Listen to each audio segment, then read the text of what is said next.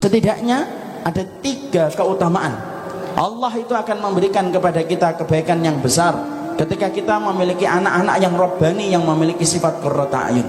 Yang pertama, sesungguhnya ketika kita memiliki anak yang solih, itu termasuk rezeki, karena sesungguhnya rezeki tersebut bisa menjadikan kita mendapatkan syafaat dalam kehidupan kelak kita di akhirat. Maaf ya Bapak dan Ibu, kalau kita mendapati anak kita hanya kita banggakan fisiknya, wallah, maka itu kita banggakan di dunia, tapi tidak ada manfaatnya ketika kita sudah meninggal dunia. Tapi wallahi, kalau kemudian kita memiliki anak, amanu billah, dia beriman kepada Allah dan Rasulnya, taat kepada Allah dan Rasulnya, perhatikan, salah satu perkara yang bisa memberikan syafaat dalam kehidupan kita, anak-anak yang solih, yang kemudian akan meringankan beban orang tuanya, bebannya bapak dan ibu, ketika anak kita menjadi anak yang taat dan memiliki sifat robbani dalam kehidupan. Kalau anak kita hanya pintar dalam urusan dunia, kita membanggakan tok di dunia, tapi tidak bisa lagi membanggakan nanti ketika di alam barzah. Tapi kalau anak kita taat dan solih kepada Allah, wallah, rezeki dari anak yang solih bukan hanya kita peroleh di dunia, sampai kita mati sekalipun dan kita dikumpulkan di padang mahsyar, anak yang solih itu bisa memberikan syafaat dalam kehidupan kita. Para ulama itu menyampaikan, syafaat itu terbagi menjadi 2. Ada syafaat am, ada syafaat khas. Syafaat khas itu miliknya Nabi, yang kemudian membagikan adalah Rasulullah setelah diizinkan oleh Allah. Ada syafaat yang kedua, yaitu adalah syafaat am, dan salah satu di antara syafaat am atau syafaat umum, yaitu syafaatnya seorang anak yang solih kepada orang tuanya. Makanya ada satu riwayat dalam riwayat Muslim, ketika kemudian ada orang tua, anak dihisap oleh Allah, maka orang tuanya itu hisapnya lama karena banyak dosanya dan banyak kemaksiatannya. Karena indikator orang itu pendosa adalah hisapnya itu lama. Ada orang tua itu dihisapnya lama, kemudian anaknya hisapnya ringan. Karena hisapnya ringan, maka kemudian anak itu langsung melewati sirat dan sampai di depan pintu surga. Anak itu ketika mereka sudah di depan pintu surga, maka Allah itu kemudian berfirman kepada anak-anak solih tersebut yang sudah menyelesaikan hisabnya, tinggal melangkahkan kaki untuk masuk ke dalam surga. Anak-anak itu kemudian melihat ke dalam surga, lalu kemudian mereka belum menjumpai orang tuanya. Allah berfirman kepada anak-anak itu, udkhulul jannata, masuklah kamu ke surga. Anak-anak itu kemudian menjawab, lam hatta nara aba'ana wa ummahatana. Kemudian mereka berkata, ya Allah, kami tidak bisa masuk surga ya Allah sebelum kami menjumpai bagaimana bapak dan ibu kami.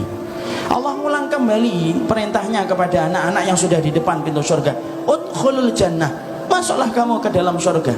Kemudian anak-anak itu kembali berkata, lam nadkhulil jannah hatta nara aba'ana wa ummahatana.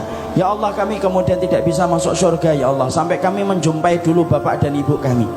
2 kali kemudian anak-anak itu kemudian belum mau untuk masuk surga, sampai kemudian Allah memberi izin syafaat kepada anak-anak mereka yang ada di depan pintu surga. Anak-anak itu kemudian memberikan syafaat kepada orang tuanya, lalu orang tuanya diringankan hisabnya oleh Allah setelah kemudian mereka mendapatkan syafaat dari putra-putri mereka, lalu mereka diringankan dan diselesaikan hisabnya sampai bertemu dengan anak-anak mereka di depan pintu surga.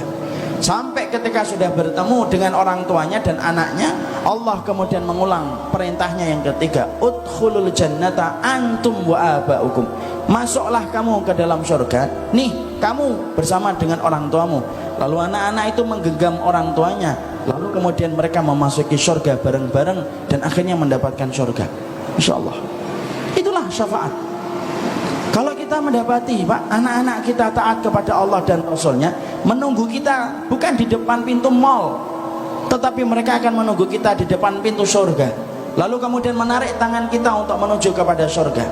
Makanya maaf ya, kalau kadang-kadang saya menjumpai ada teman saya, putra putrinya tampan dan cantik, anak gak iri, tapi anak betul-betul iri.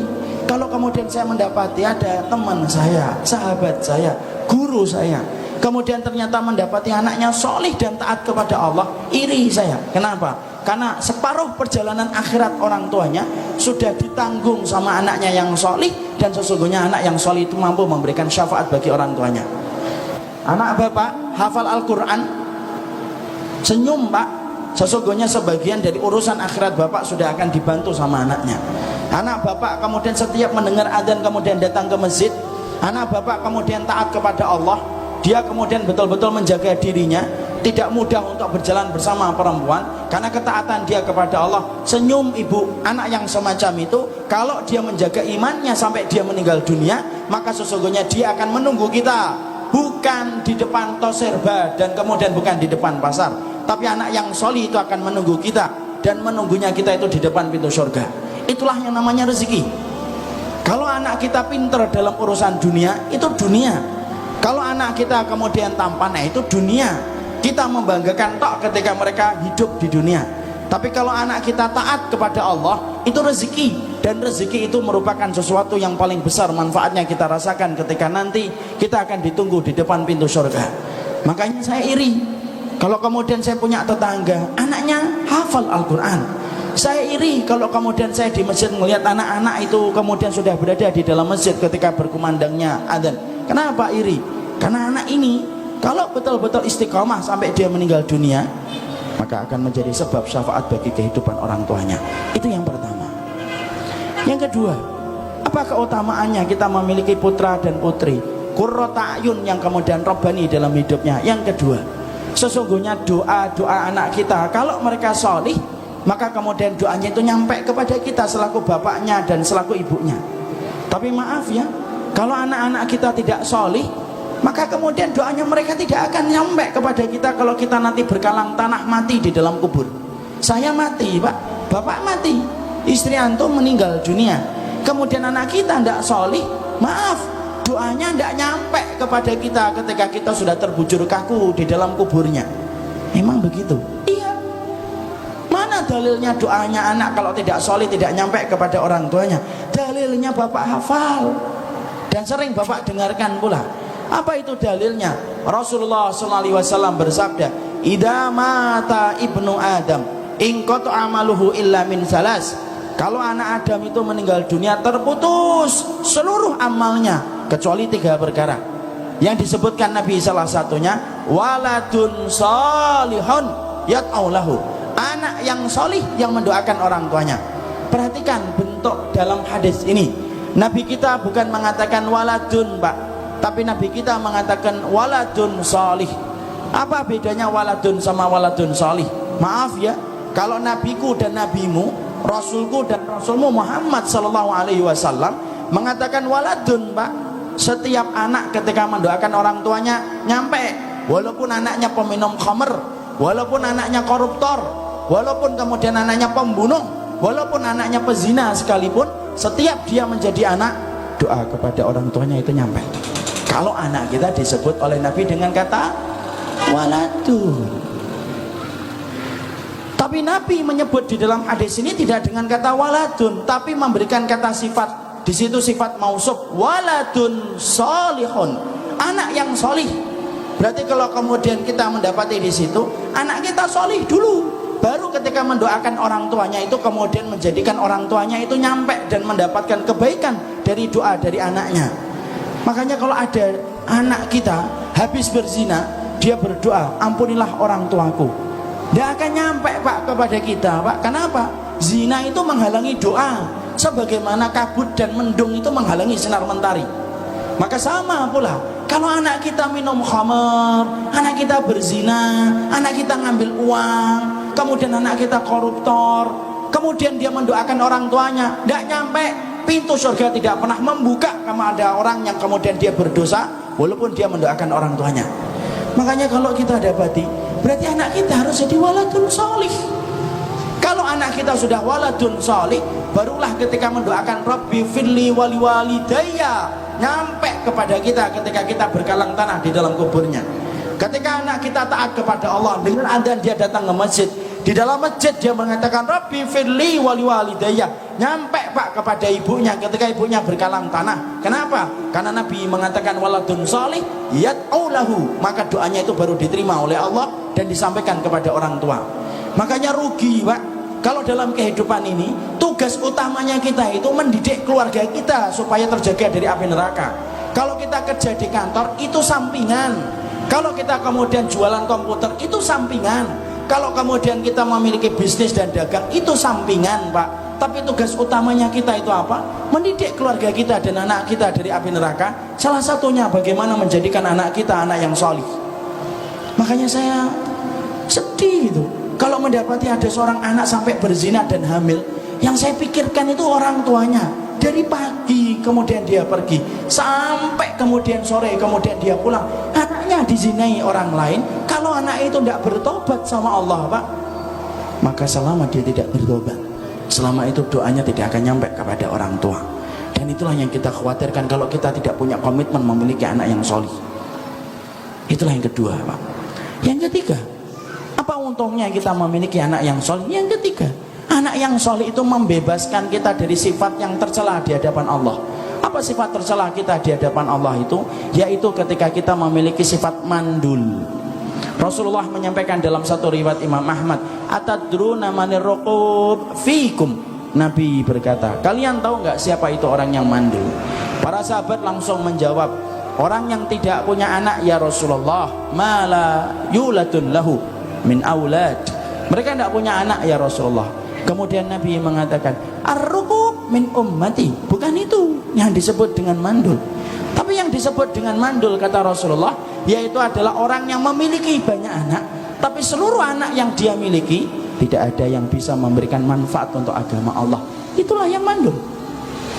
Anak kita, Pak, banyak, tapi ternyata tidak solih, tidak pernah bantu agama Allah, tidak pernah bantu masjid, tidak pernah membantu kiai, tidak pernah membantu ustadz. Sibuk dengan gamenya, sibuk dengan kemudian urusan duniawinya. Ketika kemudian dia sudah kuliah, maka yang difikirkan itu hanyalah hobinya dan kesenangannya. Ketika sudah kerja, maka dia sibuk dengan keluarganya, tidak sama sekali membantu agama Allah. Walaupun kita punya anak semacam ini sampai 15 anak kita, maka kita ini mandul, dikatakan oleh Rasulullah. Kenapa mandul? Karena anak kita tidak bisa mendatangkan manfaat untuk agama Allah. Makanya inilah yang kita khawatirkan. Jangan-jangan kita punya anak, ditanya anaknya berapa, Pak? 6. Anaknya berapa, Ustaz? 5. Anaknya berapa? 12. Tapi ternyata walaupun kita punya anak 12, setiap tetangga kita memandang kita dan istri kita subur, tapi di hadapan Allah kita kemudian disebutnya mandul. Kenapa? Setiap anak yang dititipkan kepada kita, ternyata tidak ada yang membantu Allah lewat agama yang dibantu olehnya ketika anak kita tidak solih, Pak. Makanya senang kalau hari ini saya mendapati anak-anak muda sudah mengikuti berbagai komunitas-komunitas untuk meningkatkan iman. Ada pejuang subuh, itu orang tuanya senang, Pak. Kenapa? Berarti orang tuanya tidak lagi memiliki sifat mandul. Kenapa? Anak mereka membantu agama Allah. Saya mendapati ada orang atau gerakan hijrah, sahabat hijrahku, itu senang orang tuanya. Kenapa? Mungkin anak kita belum sukses di dalam masalah dunianya, tapi dia sukses dalam urusan akhiratnya. Kenapa? Karena dia telah membantu agama Allah, dan itu membebaskan orang tuanya dari sifat mandul. Yang kita khawatirkan, kita disebutnya subur sama tetangga, teman-teman SMP kita menyebut kita subur banget, tapi ternyata kita mandul ketika anak kita tidak ada yang bermanfaat untuk agama Allah. Bahkan lirik masjid pun tidak pernah, kecuali hanya untuk melaksanakan sholat Jumat. Makanya inilah yang kita khawatirkan. Makanya kalau kita memiliki anak solih, kenapa seluruh para sahabat Nabi konsentrasi betul bagaimana mendidik anak mereka?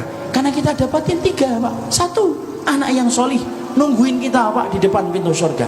Anak kita kalau solih, Pak, maka setiap dia mendoakan kita nyampe kepada kita kalau kita nanti berkalang tanah di dalam kubur. Kalau anak kita solih, Pak, berarti kemudian menjadikan kita tidak memiliki sifat tercela di hadapan Allah, yaitu adalah ketika kita tidak menjadi mandul dengan anak kita yang solih. Dan itulah kebahagiaan